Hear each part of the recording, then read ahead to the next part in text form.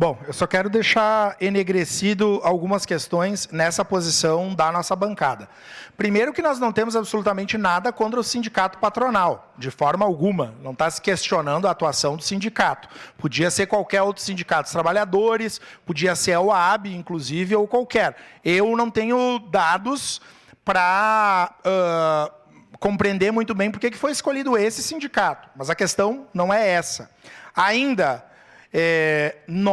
a nossa bancada e eu, enquanto vereador, sou um fervoroso defensor da cultura e do patrimônio histórico. E eu me preocupo com uma questão. Nós vamos embelezar a praça e ela merece ser embelezada.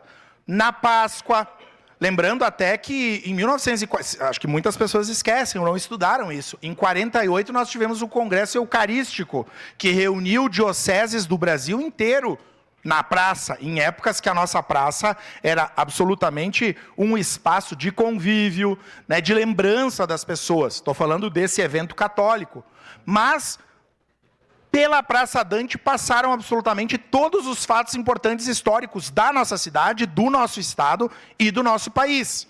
Então, nós precisamos valorizar a praça nesse momento, por uma data importante para a nossa cidade, que é a Páscoa, que atrai turismo. Agora eu fico pensando, findado a Páscoa, os ratos vão continuar de donos impolutos da Praça Dante?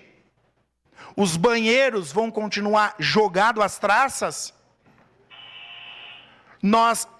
Os monumentos e os bustos da nossa praça vão ser cuidados? Aliás, um dos bustos de uma figura histórica, que é o Duque de Caxias, da qual eu tenho várias divergências e críticas do ponto de vista do que essa figura histórica representa. Mas está lá, dá nome à nossa cidade. E se eu não estou enganado, o vereador Alexandre Bortoluz segue sem o busto do Duque de Caxias.